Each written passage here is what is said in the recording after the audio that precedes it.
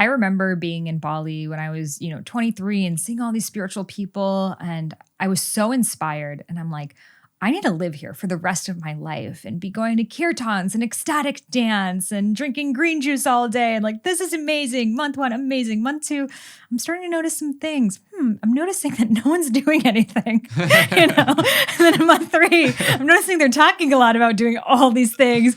Still no one's doing anything. Month 4, I'm like, okay, I need to leave, And what I recognized was that living in a healing bubble can be a huge way to negate your responsibility of actually living your purpose and being of service. And that we can wear this guise of, I'm not healed enough. I have another past life to heal. I have to rebirth myself. I need to heal this family member and that family member. And of course, see this and that shaman. And then of course, go into my Reiki level 300. And then, the list goes on.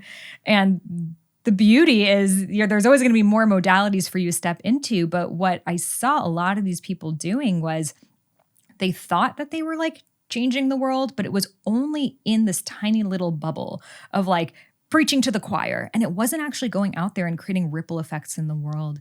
So I realized then that if I actually wanted to raise the vibration of the planet and be of service and have these types of conversations, I can't just be in this tiny little circle of people who are talking about doing it, but really aren't embodying it.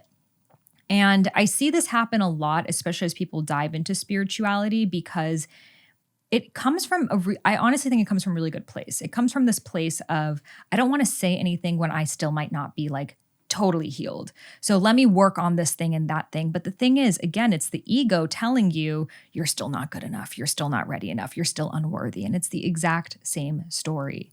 So my best advice for people who are in that and are still needing to take another course and do another thing is, where you are at right now is further along in your journey than most people in the world, and even think about the version of you that was you 3 years ago.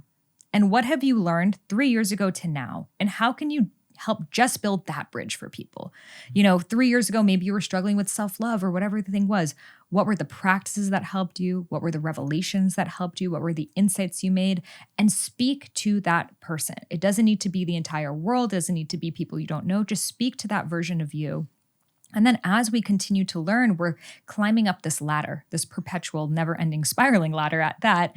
But there's always going to be people in that certain ladder. Maybe it's the ladder of meditation or the ladder of relationships or the ladder of whatever the thing is for you, that are just starting to get on this ladder or just a few steps behind you on this ladder, and giving them a hand. And the beauty of that is then we realize everyone's further along on some ladders than we are too. Yep. So there's always going to be people to learn from, and there's always going to be people that we can teach from where we're at right now. And also sometimes still being in the muck a little bit is helpful for people. Yeah. Because if I was like, I have my PhD in anxiety, I have been studying anxiety for 40 plus years. And, I remember once 40 years ago, I was anxious. Can't really remember what that felt like, but I have done a lot of research on it. Yeah. It's like, that's not going to help. But if I'm like, hey, I still wake up anxious on most days, and this is what I do to help me get to where I'm at right now, that to me is so much more helpful, because you're in the experience right now, especially as the world changes too. That like, discovering your purpose today is very different than discovering your purpose 30 years ago, So don't feel like you need to have it completely figured out to be able to help. It's you actually sharing the fact that you're still struggling with that is what's going to make it resonate with the people that you're here to support.